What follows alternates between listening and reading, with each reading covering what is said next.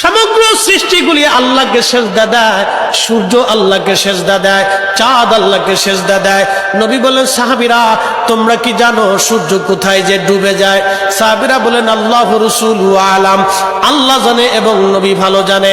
আল্লাহ নবী বললেন, সাহাবীরা রে, সূর্য যেতে যেতে আরশে মুআল্লার নিচে যায় আল্লাহকে সিজদা দিয়া সুবহানা রাব্বিল আলা বলে সূর্য পড়তে থাকে, আর সুবহানা রাব্বিল আলা বলে সূর্য তাসবিহ পড়তে থাকে, আর বলে, হে রব, আপনি যদি অনুমতি দেন পৃথিবীবাসীর জন্য আবার আলো নিয়ে ফিরে যাব, আর অনুমতি যদি না দেন আমি আপনার কুদরতি কদমে সিজদায় পড়ে পড়ে কাঁদতে থাকবো। আল্লাহ নবী বললেন, সূর্য থেকে আমার রব অনুমতি দেওয়ার কারণে সকালবেলা তোমরা সূর্যের আলো পাও, কিয়ামতের পূর্ব সময় অনুমতি দেবে না, দেবে না, দেবে না।